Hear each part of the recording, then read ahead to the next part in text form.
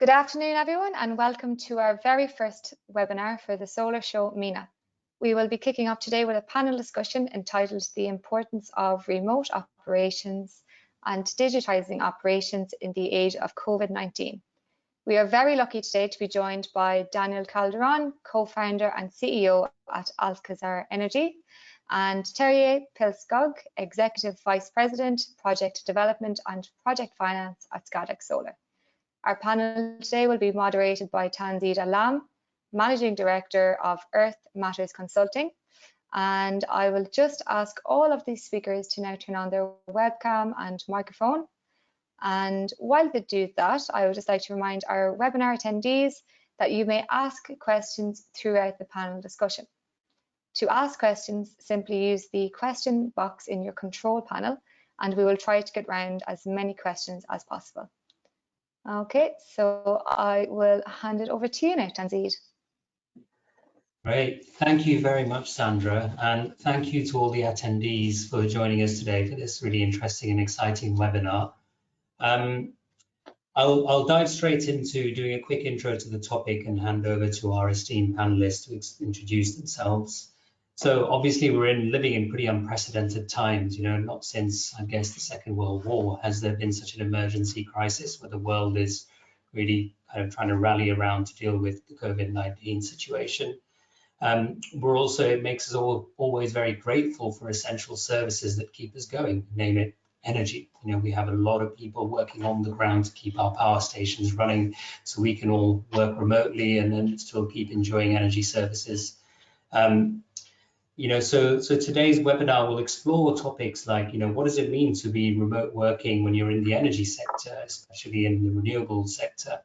We'll hear from practical on-the-ground experiences from people who are involved in managing these businesses. So we're very lucky to have these people here with us today.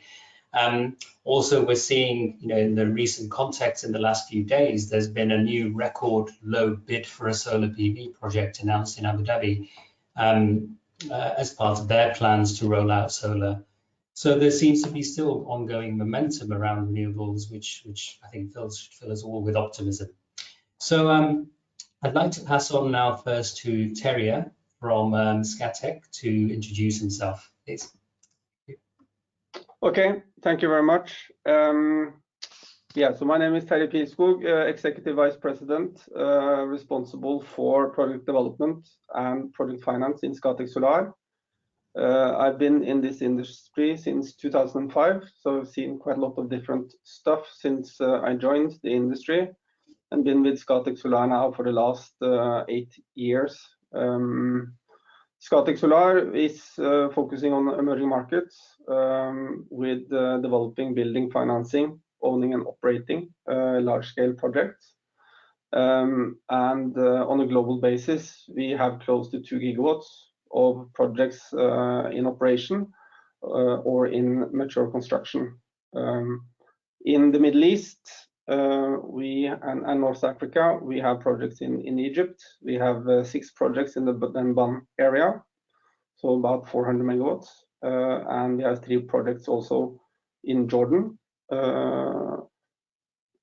All of those ones are in operation, and then in addition to that, we also secured or were awarded 3 projects in the last tender the summer of 2019 in Tunisia, amounting to about 360 megawatts. Great, thank you very much, Terje. And Daniel, over to you. Thank you, Zansid. My name is Daniel Calderon. I'm originally from Colombia, and we started the business. I started Alcazar, it's going to be 7 years ago, and I've been the CEO of the company since then. Before that, I worked the first 10 years of my career for General Electric company between Europe, the Americas, and Asia. And in the last 5 years before I started the company, I was working for Masdar as their head of investments and asset management for Masdar. Since we started the business at Alcazar, where our sponsors are the IFC, the World Bank, Mobile Infrastructure Partners, and a number of entrepreneurs from the Middle East. We built a portfolio that is close to, since under $1 billion. We are one of the largest private investors in renewable energy in the region. We own 100% of a number of wind farms and solar plants at a high level. Is one of the larger solar portfolios in Egypt, and is the largest renewable energy portfolio in Jordan. During COVID, it has been an opportunity to really protect our employees, and we have been playing defense. And we're very fortunate. We feel that our lenders, our governments, and all our partners have worked in a very cohesive way. Thank you for having us here. Excellent. Thank you very much, Daniel. And we may also be joined by Harry Boyd Carpenter from the EBRD, the European Bank for Reconstruction and Development, but he's facing a few technical challenges right now, so he may join. Hopefully he will, and we can hear from him too. I also realized I didn't introduce myself. Obviously, we've got esteemed panelists here, but my role is really to help get the best out of the panelists today. But I head up a small consultancy firm in the UAE called Earth Matters Consulting, and we focus on strategy and policy advisory services on issues like climate change and environmental conservation and sustainability issues. Been based in the region for the last 12 years, working on these topics with governments and businesses. So I'll jump straight into the questions. So maybe I can ask both of you to answer this first, starting with Daniel. How have you been affected by COVID-19, and has your work differed, and how are you managing this remotely? So Daniel. Okay, so there are different aspects to our company. So when you look at our corporate finance, project finance, construction management, and operation management teams in the headquarters in Dubai, but also in Amman and in Cairo, and our local O&M management teams and the teams that interact with the government and so on. All of those functions had gone through a business continuity program a couple of years ago. And so we implemented that about 7 weeks back. So a little bit before these quarantines started, we were already working from home. From a productivity level, we are actually very fortunate. Our team has been, I would say, in many areas even more productive. It's a very interesting aspect to understand. Productivity has not been the problem.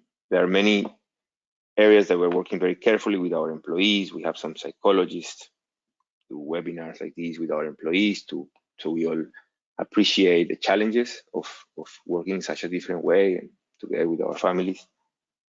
So that's at the corporate level. On the operational level, it's all about, that's the priority, it's about keeping everybody safe. So we implemented a number of procedures that escalate and differ as the different risk levels of the countries escalate. In some countries, like in Egypt, we have a natural protection because we have quite identical assets that are next to each other, and so we have different teams that do not interfere with each other. And even within the asset, we have split the operational teams within separate teams that never meet one another. Similarly, in Jordan, we have made sure that all the plants have separate teams that don't interact with each other in case there is a case of infection, God forbid. And at the operational level, I think the biggest risk most developers have is if there's a major failure. We happen to have a conservative inventory policy, so we have most parts on our sites. That's different from the majority of the developers. But if there was a major failure and you need to bring talent from a country far away to be able to fix something highly technical, that's a risk that's there at the moment. Still, we haven't seen any issues. And we have had some minor parts that had broken down, but then it has been a good opportunity. We have actually found out that there are things that we can fix here locally in the Middle East that in the past we would just fly in from Europe or from Asia or from someone else. And when you think outside the box, you will be surprised how many things that you usually need a crew from Spain or from Egypt or from another country to be able to erect a windmast or whatever you have to erect, how you will be surprised at how much of that work you can do locally if you really focus and try to find local best practices and the best companies locally. So that has been a good learning opportunity to learn to fix many of the problems locally. Overall, we're very fortunate. The portfolio has performed actually a little bit better than the business plan during this period.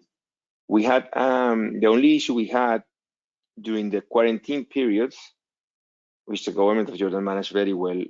We had a limited team at the plants just to do the basic O&M. During that period, the cleaning of the panels was not as efficient, but the loss was less than 2% during a 2-week period, and then it rained. So we have been very lucky in that regard. So overall, we have been performing better than usual. So I think the most important thing, and hopefully we can go back to this at the end, is that COVID, more than the operational challenges, and it's a shame Harry cannot join us because it would be great to discuss, to get his view on that, which is very strong, is COVID is really a historic period in time.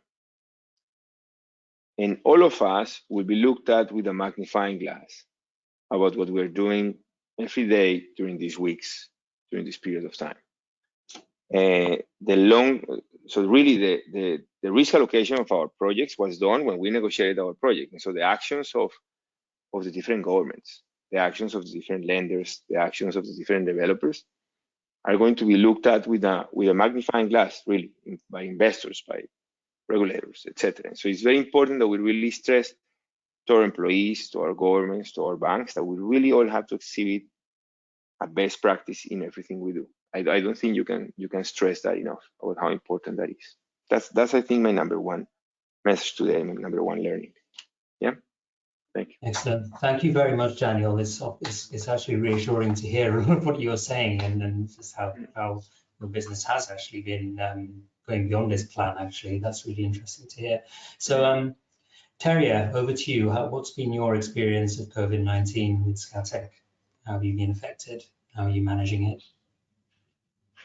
Yeah, I think I would echo a lot of what Daniel has already said, but I mean, priority number one, obviously, in a situation like this, is to focus on your employees and make sure that you can maintain health and safety and sanity of your employees.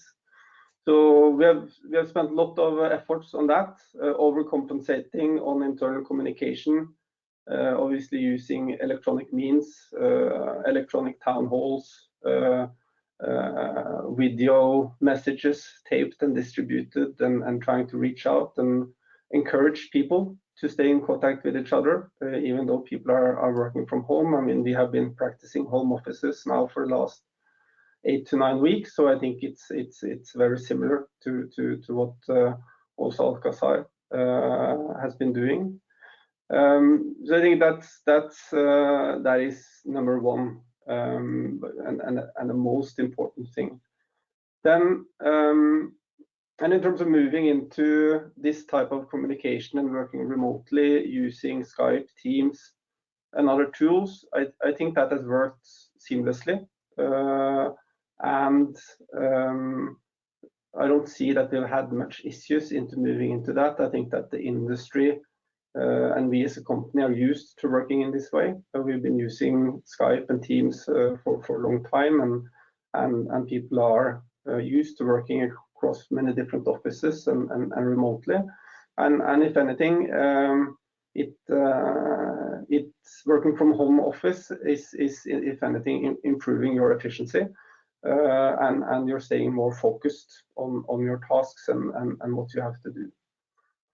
In terms of the company and the commercial situation of the company, I think that we are fortunate in terms of the type of business we are in and the type of structure that we have as a business model, with being involved across the value chain. And you would say that the platform of operating assets for us is creating a good, solid basis from an economic point of view. And as a company, we are significantly less hit than many of the other companies that we are seeing around, and we are standing more robustly through this period. Obviously, a lot or most of the projects we have is based on long-term fixed price contracts on a take or pay basis. So our key concern, which is something that we have to watch very carefully, is, let's call it the credit or the off-taker risk in terms of payments. So that's basically sort of where we have the key concern on the operating side or on the commercial side. On the operational side, we Scatec Solar, we have a remote global control center in Cape Town, where we have monitoring and follow-up of all our operating plants on a 24/7 basis. And obviously there, that's sort of the hub and the center of our follow-up of the projects. We have had to change the staffing approach there somewhat, but from that center we have a good insight and understanding of how our projects in operations are performing.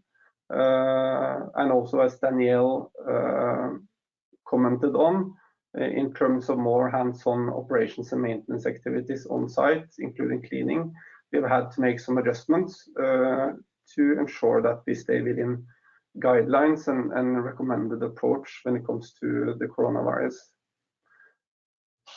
On the construction side, obviously there has been a bit of impact on the supply chains due to this. We have not been much impacted ourselves on that, but we are seeing that there are some impacts on the commissioning activities that we have related to some of the projects that are close to completion and are just facing sort of the latest commissioning activities, including grid compliance testing and the likes. But also here, I think we have found solutions. We've also seen that authorities have been constructive in their approach, and many of these tests that are required to be done, we have been able to get them signed off on a remote basis, and we have managed to bring also some of our projects through commissioning and into commercial operation through this COVID-19 period over the last couple of months.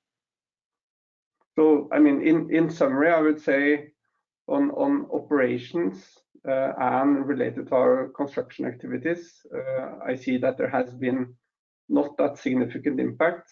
I think the area where you see there is impact and we will experience delays is related to late stage development and moving projects into notice to proceed, start of construction and financial close. There I think you will have to see some delays and expect that. Excellent, thank you, Terry. Picking up on your last point actually, and maybe Daniel, I'd like to hear your thoughts on this. Are you experiencing, in terms of the areas that have been affected in your business, in terms of the supply chain, is that being affected at that late stage, like Terry explained for you as well, Daniel? So on the supply chain side, you know, a lot of people are asking us because in oil and gas and conventional fossil fuel energy, there are some challenges on the supply chain side. So we don't have any of those issues, obviously, with solar and wind, but some developers who do not have the entire inventory on site, getting gearboxes into port, and that has been a challenge. Locally for us, we take that conservative approach. We have a full inventory on site, so that has not been an issue. Some smaller parts in inverters that usually you rotate frequently.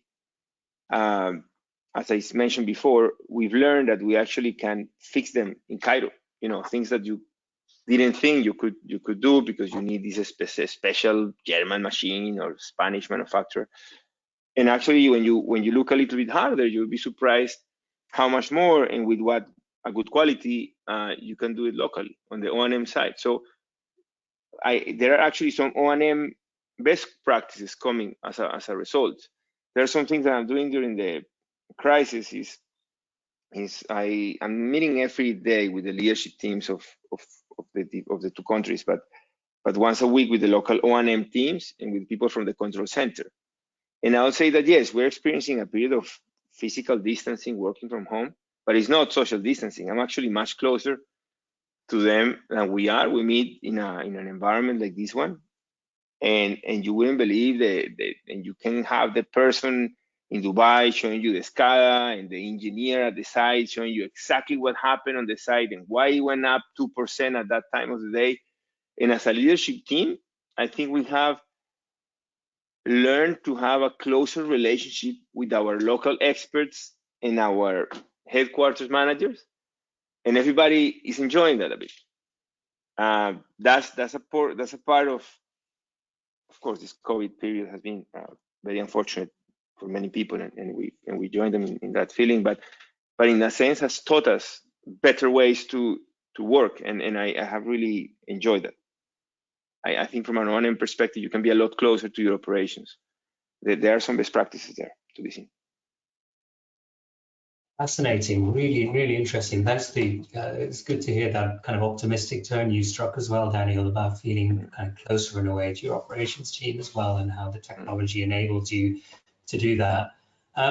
So a theme that kind of want to pick up on, Daniel, in your comments about, that example that you used about you can actually get something fixed in Cairo instead of having to ship it out to Germany or Spain or wherever it might be.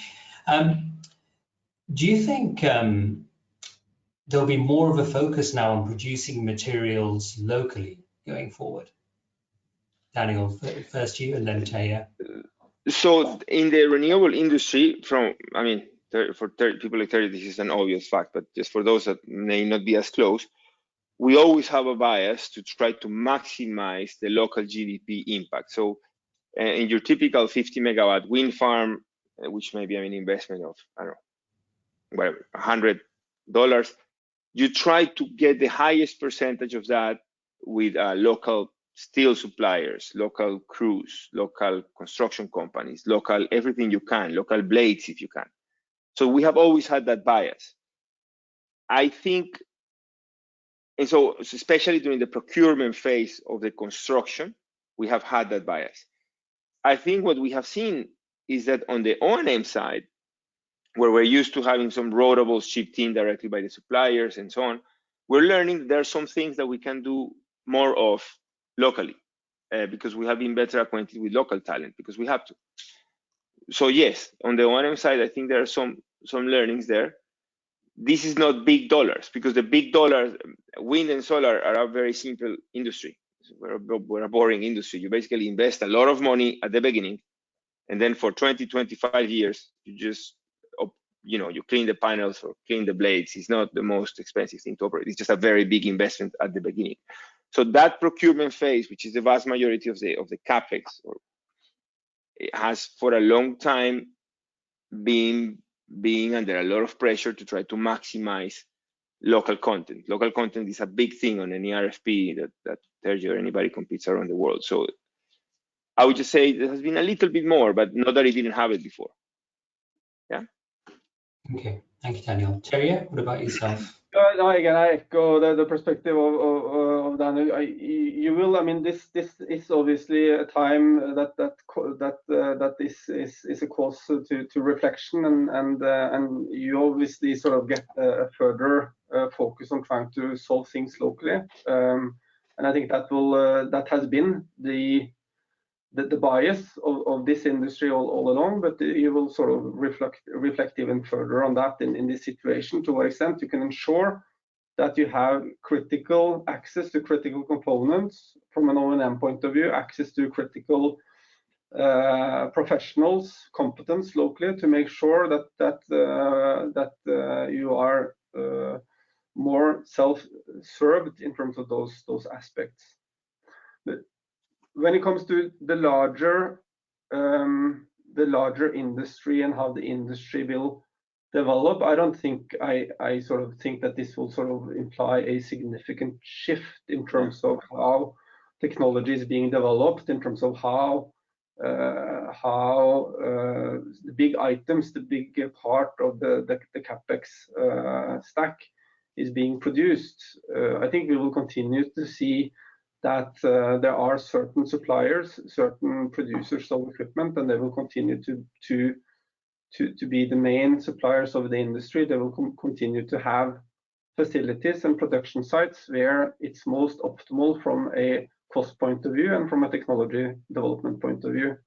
And and I think that's we should not expect anything else, and that's going to continue to be important, because as an industry we have to continue to make technological advancements. We will have to continue to bring the technology forward. We have to continue to bring down costs, because competition against alternative sources of energy is still going to be fierce.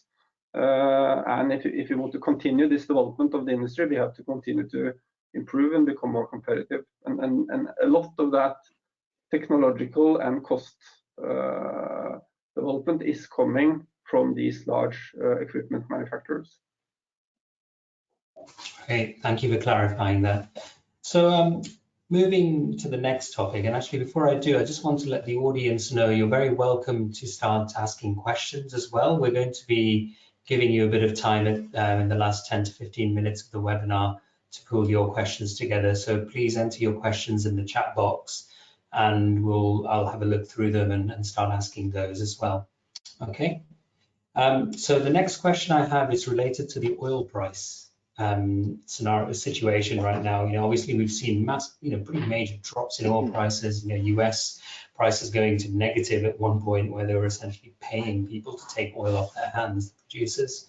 And it's been an age-old question for the renewable sector in the past around, how will a low oil price affect the viability of renewables? And obviously today's context is so different, with renewables growing in capacity year on year with record investments. So in your view, is this low oil price a positive or a negative thing for renewable energy? And please explain in what context. Thank you.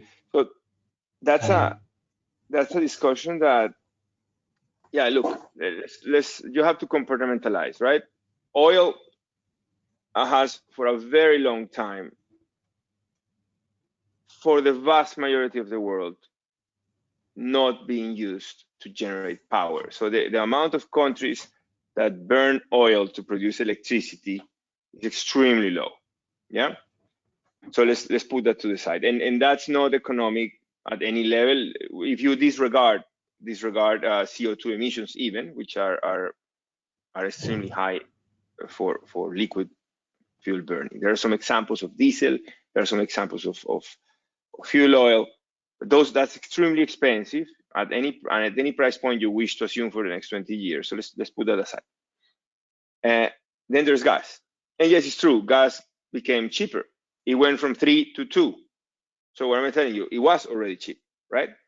And in the countries, we don't have a global presence like Scatec, but in the countries where we are already substantially below the grid parity levels for gas, and that doesn't change when you go down from 3 to 2. And what governments have to do when they look at solar or wind is they see that they can have their plants installed in a smaller basis, because renewable energy is modular. You can have a 20, 50, or a 1,000 megawatt plant built at essentially a similar cost per megawatt because of the modularity of our product. And so what governments, especially governments who tend to have a more fragile grid, what they tend to do is to want to put smaller quantities of it closer to where communities are. Because of the foreign direct investment nature of renewable energy, we bring a lot of foreign direct investment quickly to that area where that plant is built. So it's more efficient to put smaller plants closer to where communities are. So it not only continues to be cheaper, it continues to be a faster way to catalyze foreign direct investment. And so, no, at least from my perspective, I haven't seen any government on any of the current or new markets that we're considering where they're saying, Also, the last point here is, when a government decides to build a fossil fuel plant, they look at the 25-year curve that is expected for that particular fuel. And where you look at PORI or HIT or any of the main providers of those curves, they all will tell you that there is inflation in the world and there is growth, and that if you're going to assume a price for 20 years, you have to be reasonable in what you assume. But even if you look at current prices, you're in the money from a renewable perspective. So no, it hasn't changed things. It hasn't changed. Terry, do you disagree or? Yeah, I agree. I think you have to segment a bit, and sort of for the vast majority of the markets we are in, a reduction in the oil price is not impacting sort of the competitiveness or the decisions related to solar or wind for that matter. I think where we and that's specifically related to utility scale solar or renewable, where we are providing large scale plants, providing energy to sort of large utilities, state-owned utilities. I think where we do see a change in behavior on a short-term basis is off-grid consumers of energy. Take whether it's mining activities or other types of activities around in Africa, for instance, that are currently running on HFO or diesel gensets, where they have been very close to take a decision in terms of moving over into renewable. But now, on a very short-term basis, they have gotten a significant reduction in the fuel cost related to their gensets. So there, I think we have seen that some of those entities that were close to making decisions in terms of, okay, now it's time to sort of at least start putting renewable into our mix, that in those situations, there are cases where there are delays in that decision making, I think. But for the vast majority of our markets and the situation we are related to, we don't really see that it has an immediate impact on the decision making. Interesting. Okay. Do you both, I mean, related to this, I've been doing a bit of reading around this, and you know, there's some arguments around now that the oil price is so low. Is this the perfect time to completely remove subsidies and introduce a carbon price? Do you both have a view on that? What do you mean? Can you elaborate a little bit? Yeah, I mean, you know, if you think about it right now, you know, fossil fuel or oil developments, gas developments, they still have subsidies associated with them, be it kind of upstream, whether it's kind of the land that's issued to them, or capital grants and subsidies that they get. Now that the price is so low, does it make sense to remove those subsidies? That's one of my questions. And then on top of that, does it also make sense to start introducing a price on carbon, so that actually, in terms of the pollution that these plants or even vehicles emit, can actually be priced and taxed, and it makes renewables even more competitive compared to that? I know this wasn't on the list of questions, but I just suddenly wanted to ask you.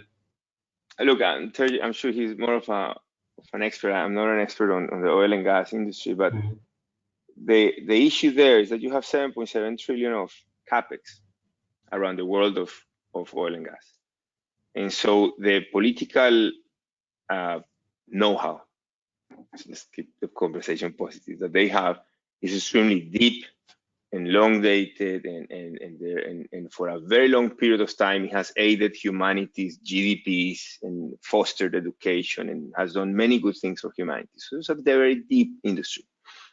Many of those industries in OECD countries have substantial subsidies, as you correctly put it a moment ago, for the oil and gas, because it has been good for economies in different ways in different places. On the renewable energy side, we're a little bit spoiled. We have been now, for 4 years, I think 5 years, we have been below grid parity, right? So for 4 years, we haven't required subsidies. And the main argument from the fossil fuel industry is, you're intermittent because the sun doesn't shine at night. But now with batteries, that's not an excuse anymore. So, however, the difference in installed capacity for now the last 3 years has been higher in renewable energy than in conventional power. So that political know-how is slightly becoming a little bit more even in some of these countries. People like Terje, people like myself, we're starting to have a little bit more an ability to communicate on a symbiotic basis with the local leadership. We're seen as somebody who perhaps is creating a large amount of jobs. We can talk about jobs in a moment if you want. But I think we still have to be humble and understand that there are many variables in the oil and gas industry, that in many of those countries, oil and gas has been hiring hundreds of thousands of people for double-digit number of years, starting with a 6 or a 7 in some cases. And they have been, educating kids and creating universities. And the pace at which those subsidies are removed are dependent on variables that, Terry and I, all we can do is try to bring clean, sustainable, low-cost electricity to communities that bring local jobs, foreign direct investments. But that oil and gas equation is very deep, and we don't pretend to interfere with that. We just want to collaborate and build new things at a low cost. Did I answer your question?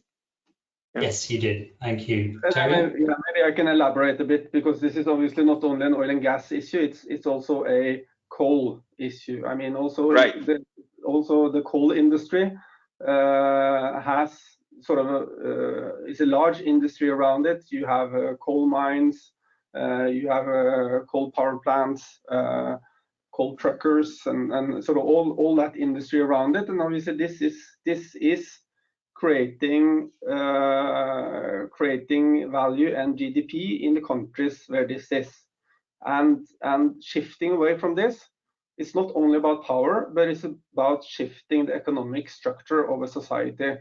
So I think we will not pretend to have sort of full perspective on exactly how that is going to happen in the different countries. I mean, I'm from Norway, and we are struggling to figure out what are we going to do after oil. Similarly, South Africa will struggle to figure out what they will do after coal. So there is a significant challenge in how to manage that each country will struggle with. What I would say is that sort of the current situation has given us a break, at least in the perspective of the ones that believe in that climate change comes from some human activity.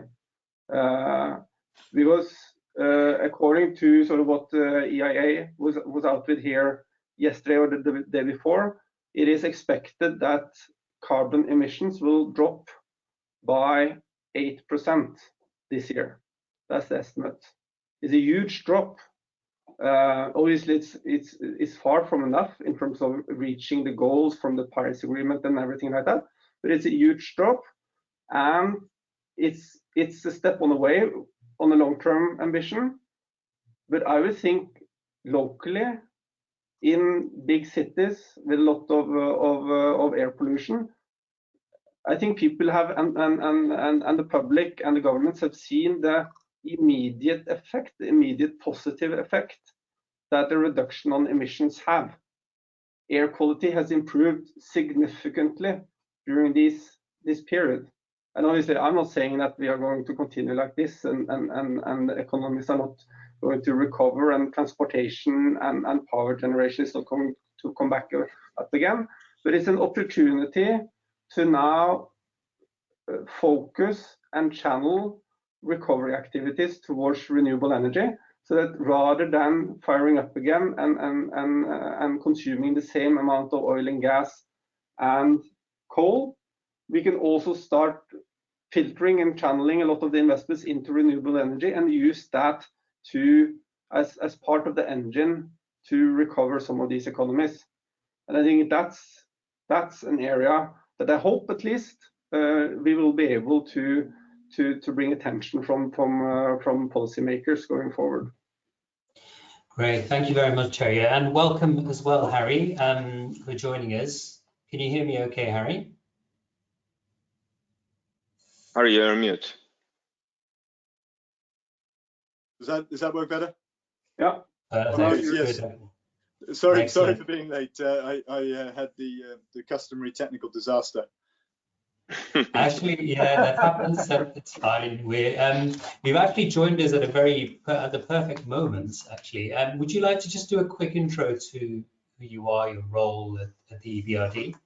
Sure. So I'm the head of energy for Europe, Middle East, and Africa at the European Bank for Reconstruction and Development, and I have a counterpart who's the head of energy for Eurasia, Turkey, Caucasus, and Central Asia. And between the two of us, we cover energy, which is electricity and gas, or predominantly renewables, for what is the EBRD world. And I'm a bit ambitious when I say Europe, Middle East, Africa, because of course EBRD doesn't operate all over that geography. We operate in Central and Southeastern Europe, the Balkans, Greece, and then in my case, North Africa, which for us is Morocco, Egypt, Jordan, Tunisia, Lebanon, West Bank, Gaza, and then that also includes certain Middle Eastern countries. But we don't go further south, at least not yet. And then in that role, we invest in my region typically just under €1 billion a year in the energy sector, primarily renewables, project finance, but then we do a range of other stuff. So we'll do distribution, transmission. Occasionally, in specific cases, we will do thermal, meaning gas. And then we also do quite a lot of what we call policy dialogue, which is working with governments, trying to be a sort of honest broker, as somebody who's an investor and somebody who has to be able to bank a particular framework, but also ultimately we're a public body, a multilateral development bank, and the governments are our shareholders. So our interests are also to produce frameworks that are sustainable and beneficial for the consumers and the citizens of those countries. So that's us in a nutshell. Excellent, thank you, Harry. So I'd like to ask you the next question, actually. Obviously we've been, I don't know who's seen the news recently, but there was a St. Petersburg summit recently around climate change, where 30 environment ministers from around the world got together and issued a statement saying they are promoting the need for the COVID recovery stimulus packages to be tied in with a green agenda. What's your view on that, Harry? What will the green agenda be connected to the COVID recovery, or will it be sidelined? That's a good question. I certainly hope it will be connected. And I think, I picked up on some of the things I just came in and heard Darius saying. At the end of the day, climate change is, if anything, a bigger crisis after COVID than it was before. We will buy ourselves a year of time, maybe with a fall in emissions this year, but the stock is the same, and the flow will resume if we don't do things differently, and we'll be back in the same problems. But things will be more vulnerable because societies and economies will be more vulnerable. And in a more sort of emotional, less economical level, I think this crisis has just exposed to us how fragile modern lifestyles are. You can tend to think everything is fine, everything's great, and then actually you discover how really quickly, well, a lot of things that we took for granted can stop. And I hope that will make us take an equally, if not more serious crisis more seriously in the future. I think the couple of observations that came from my mind. So one of the things that people are saying, which I'm less worried about, is this view that hydrocarbons are all now cheap. And therefore renewables don't make so much sense. I don't buy that for two reasons. One is, I don't think the message of the crisis in the last few months is that hydrocarbons are cheap. It's that they're really volatile. Yet oil has collapsed in price, but what history tells us is that means that a whole lot of people will stop investing, and what is capital intensive cyclical business, at some point oil prices will go up again. But what it tells you as an investor is, if you want to invest in hydrocarbons, you've got to be ready for a lot of volatility, and volatility is a dangerous thing. So I don't think the real message is that oil and gas are going to be cheap. The fundamentals that make extracting them expensive are still there, and indeed the cost of carbon that is coming in the EU and elsewhere will make them more expensive. I also think that it doesn't seem to matter how cheap they get. Renewables just gets cheaper. I'm sure a lot of people listening to this will have heard about what happened in Abu Dhabi yesterday. They opened a bid for solar. Solar is now $1.35 cents per kilowatt hour. So now Delia and Daniel have to be even nastier to me and take even more debt from me at more brutal prices in order to keep the price going down. But when you start to get at levels like that, okay, that's Abu Dhabi. That's the best place to do it. One of the best places to do it in the world. But what it shows you is the price is really low and the price keeps going low. And the opposite is true, that the price is not volatile.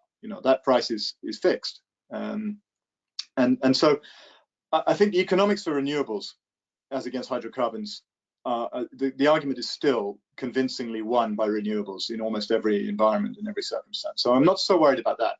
What I do think is the case is that, you know, there's not the same government appetite and fiscal capacity. And I think, going back to your question in specifically, it is clear that COVID-19 is going to has already provoked massive government intervention into private economy. You know, the public and private, the line between public and private is being completely wiped out. You know, we have a situation in my country, the UK, where, you know, government is paying the salaries of huge parts of the private sector. And that will flow through in different ways. And what that means is that you have the possibility to really shape the nature of that intervention. And I think it would make economic sense and environmental sense to be very clear that that public sector, that public sector intervention is shaped by a green agenda. And, you know, so I do think it is possible now to say, look, if you're receiving public money, then you must behave in a green manner, or you must invest in a green manner. But also that would make sense. That would be economically sensible as well as environmentally sensible. Great, thank you, Harry. Daniel, do you have anything you'd like to say on that question? Yeah, I think, because we discussed this before you came here, Harry, and the way I look at what Harry is saying is that there are some learnings that we're getting from this crisis. We discussed some before you came, Harry, on the O&M side that you know very well. You have heard of them, but also, you know, those of us that talk about risk allocation, right? We meet with lots of lawyers and governments and lenders, and we talk about risk allocation. But it's now you're really understanding how that risk allocation works in a number of different ways. And those of us that have been more conservative, let's say on the insurance side or on the inventory side, or different things, are now seeing the benefit of that, and vice versa. So I think that's one of the learnings.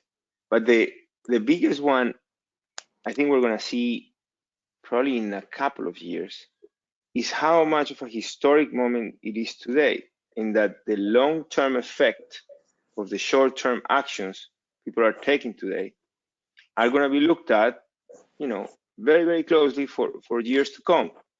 Where is that you use this opportunity to do something naughty, or that you do this opportunity to do something great? And I think that applies not just to the government sector, but also to all of us. And I think there is a great opportunity for all of us. It could be a disaster, but I invite everybody in the industry to see it as an opportunity. This is an industry that has already shown, look, our employees are one of the few fortunate ones. I'm not saying Alcázar, our employees in the renewable energy sector are a few of the fortunate sectors where they remain employed. We need them. They're very important. They're keeping the electricity running. Our plants are running. But if we can demonstrate that as an industry, we behave in a conscious way, even during a period of time where several industries are not able to do it, I think that's going to be very good for the industry going forward. Thank you, Daniel. So I've just been checking a few questions. So we've got about 10-12 minutes left. We have some questions coming in from the audience as well. One of the ones kind of to tie into that next part, I think, is what are the key lessons to take into building future solar power plants? Should contingency plans be in place for such external factors and global crises? I think that Daniel, to some extent, has already talked about this. I mean, from an operational point of view, it is obviously important in a period like this to have contingency plans, both in terms of being able to have required spare parts, required competence available locally, so that you can maintain operations of these projects also during sort of a period where there will be, on a global basis at least, just disruptions on the value chain. So you need to sort of have your contingency plans on the operation side. So I think that's important, and it's both, as I said, on the equipment side as well as on the competency side. So it's important to have the right level of competency available locally to the site. Obviously, some of these things can even be done more and more remotely, but to a certain level, you need to have that that level of competency locally. And then the other thing, and we might not have seen sort of the full fallouts of this yet, is in many of the markets where we operate, at least, there are now going to be to some extent certain delays on revenues potentially, and from a economic and financial point of view, you need also to make sure that you are not overstretching your operations and your activities, and that you are in a robust position as a company, as individual projects, to manage that kind of situation. You don't want to end up being painted into a corner, and at the end somebody else is starting to make decisions for you, and you're not able to make your own decisions on those projects. So that's sort of another thing, I think, which is important. Make sure that you have sufficient economic robustness in what you're doing. Yeah, I think maybe I can say, I mean, on the practical side of it, and you know, I'm just a lender, I couldn't comment on that, but I will say that one thing that I think we have to all think a little bit about in the industry is that, you know, the big story of the industry over the last, you know, four or 5 years has been the very fast fall in prices, which is in so many ways a good thing. And what's driven that has been these competitive tenders, which have just forced all of us in the sector, you know, whether it's developers, the EPC, suppliers, lenders, to squeeze. And, you know, in doing so, we have squeezed all of the sort of margin and buffer out of the projects. Now, some of that was unneeded inefficiency, some of that was genuine fat. But it's also true that, you know, there are a lot of contingencies and buffers that you know, the first projects had, which we don't have now. And now we will see, you know, unwinding in the next few months. You know, as Daniel said, you know, some things will be, some people will be okay, and some people will not. And I do think there's a question for the future of how do you make sure that this very, very rigorous competitive process, which on the one hand delivers really great prices, which is a good thing for the industry, good thing for the climate, good thing for consumers.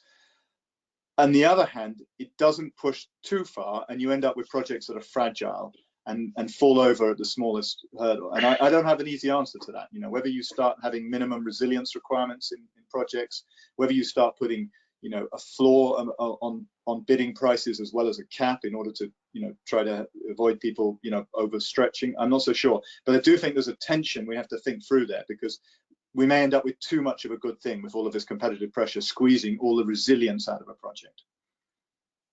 Interesting views, yeah. Daniel, what do you think about that point that Harry made?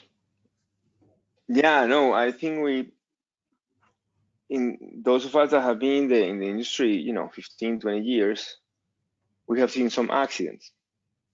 And I think without an exception, right? We have seen, you know, CSP plants back in the day when they were starting to be built that would flip over if the wind was too much. But that's because you put too little cement. You know, don't save your money on the cement, you know, because the wind will come. We have seen PV plants from some of our peer companies that actually get blown right next. And so I don't think we do need controls. We are an industry that manages a lot of money. Some of us are regulated. At Alcázar, we happen to be regulated because of the way we manage our assets, and I believe some of us in the industry are. But I do believe that there has to be some sort of regulation, because I said before you came, Harry, that a solar plant or a wind farm is a little bit boring to understand. It's just a lot of capex at the beginning, right?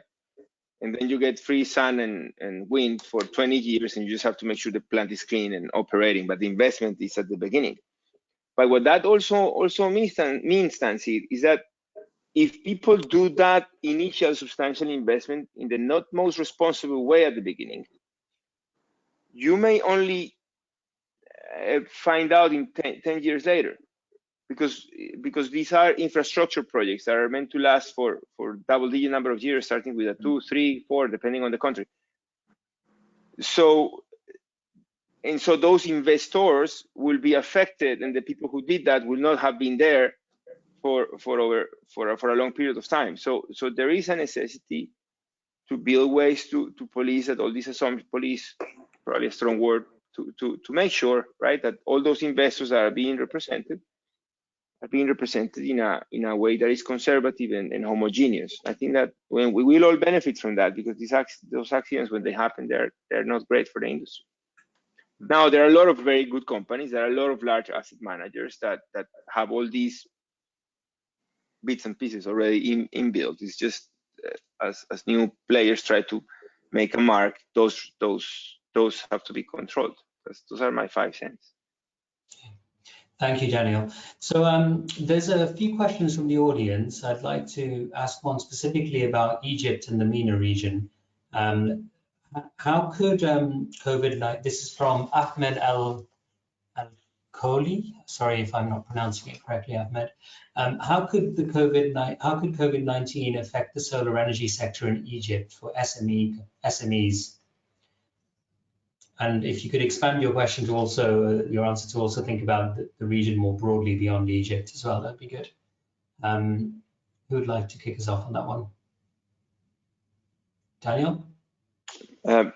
Look, I am very impressed by the way in which the Egyptian leadership has taken this approach and how they have calibrated the levels of response as the risk has incremented or decreased.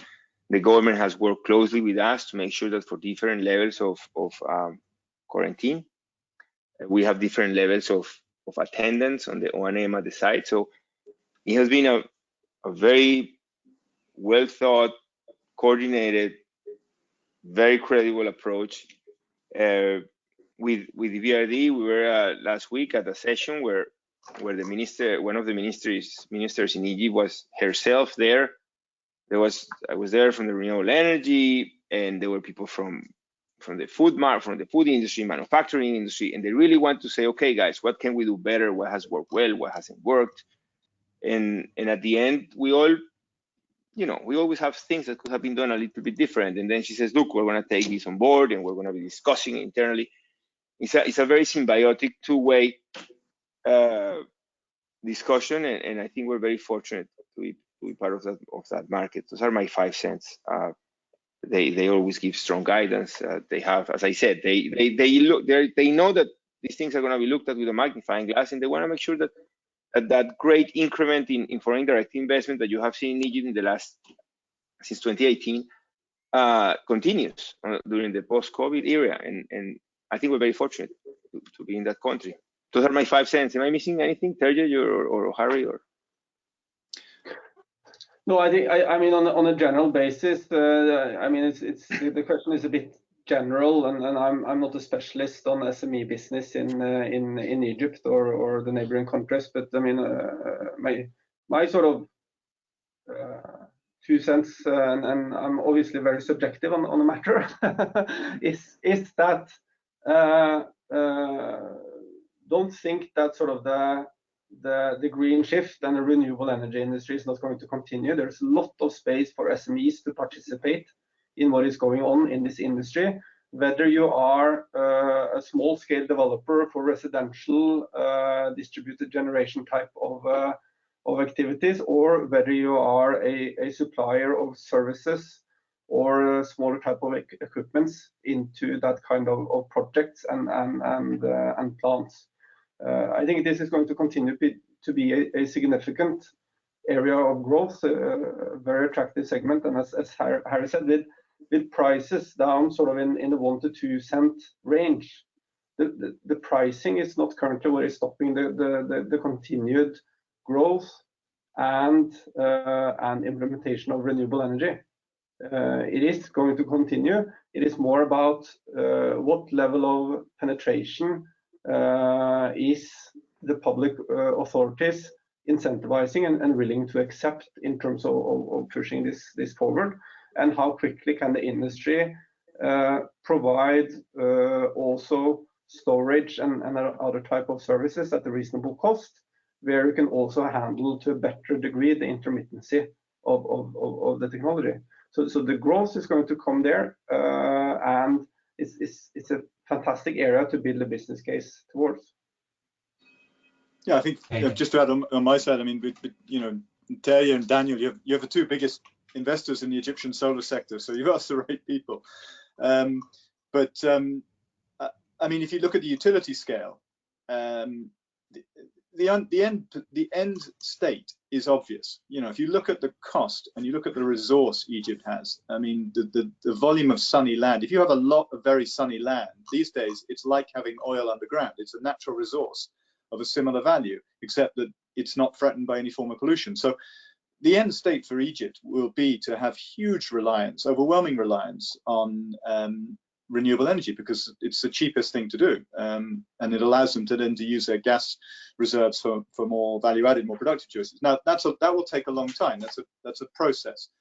As Terje says, it's just a question of the speed of transition that the government sets, and that was true, you know, 3 months ago, and it's true now, and it will be true when this whole crisis is over. I don't think the long-term picture is changed. The timing may go a little bit slower, it may not.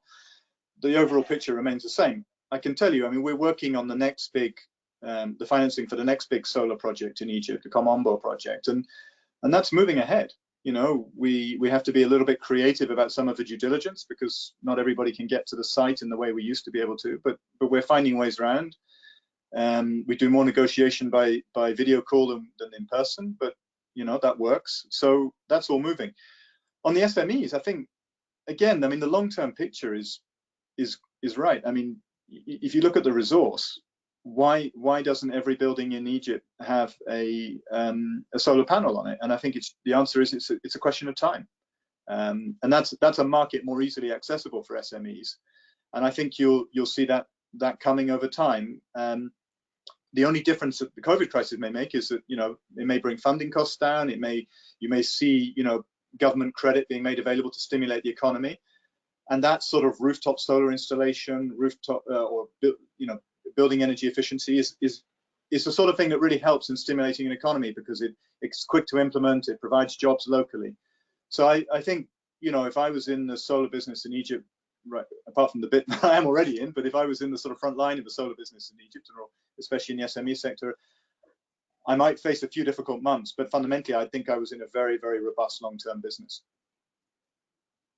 Excellent, thank you. Well, I hope that's a nice series of optimistic answers about Egypt. I'm really pleased to hear. We're past our time, but I want to ask each of you, as part of the wrap-up,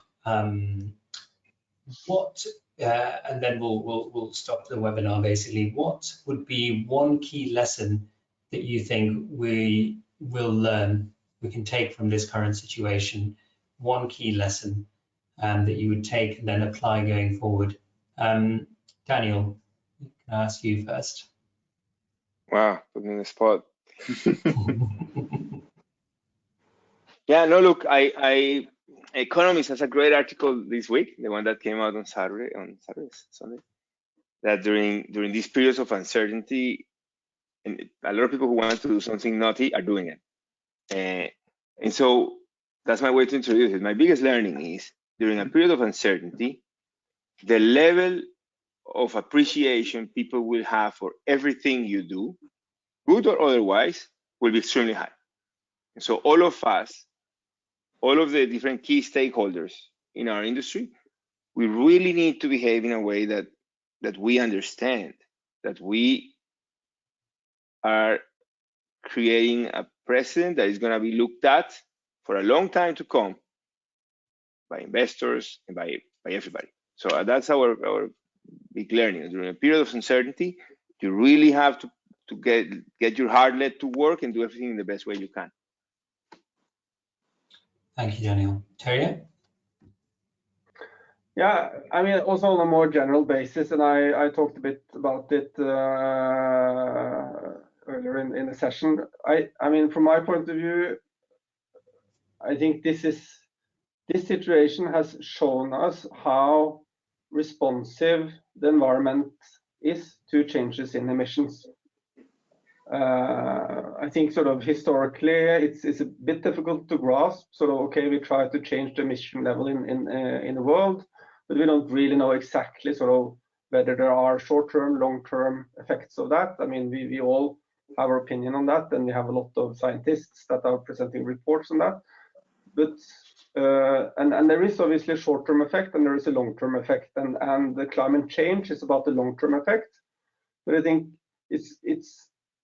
interesting and something that we should keep in mind is how significant the short-term effect on air quality and people's lives this has been, just from a couple of months significant reduction in emissions. Obviously, I understand that a lot of this comes from the transportation sector, a lot comes from power production, and we cannot expect that we are stopped to drive around in cars and then producing energy. But it should remain as sort of a reminder of what emission reductions can do, and hopefully keep this in mind in terms of how we then focus our investments when we are trying to recover from this crisis. Thank you, Terje. Harry, one key lesson. I mean, I'm tempted to give, what's the famous answer at Q&A, what's the message? It's too early to tell. I think we'll be drawing lessons from this for the next 10 years, and there'll be a good industry in doing that. If I had to pick something now, I mean, I'd echo what Daniel and Terje said, of course, but I would also say that it's given an incredible sense of possibility. We are doing things and seeing things that we just would have, I mean, if you had said, if I take my own example, a bank of 3,000 people, if you had said the entire bank will operate remotely without going into an office 2 months ago, people would have thought you were crazy, and yet we're doing it. And we're a small bank. Other banks are doing it, with 70,000 people. We're just discovering day by day that so many things are possible that we did not think were possible, both in a bad way. We didn't. I never thought I would walk into a supermarket and see empty shelves in the center of London. I never thought that economy could shrink so as fast as it has done.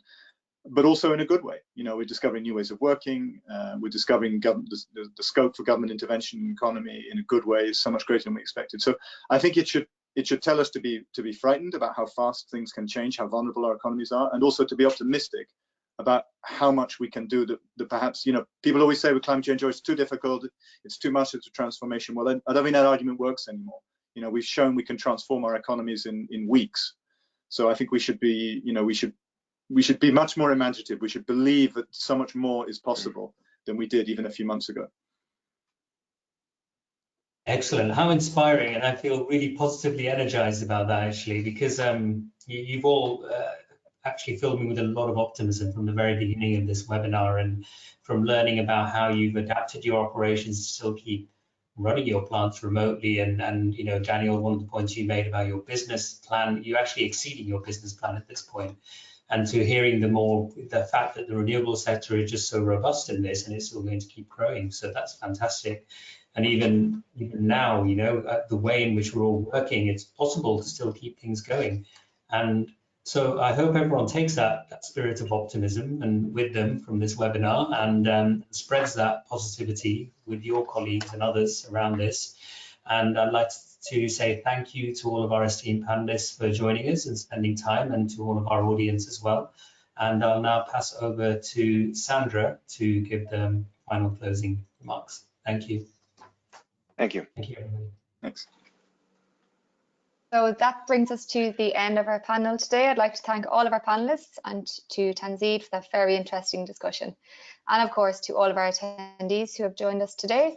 Today's webinar will be accessible via our website for on-demand viewing if you missed any of it. And hopefully you will be joining us for our next webinar, which will be taking place on the 14th of May.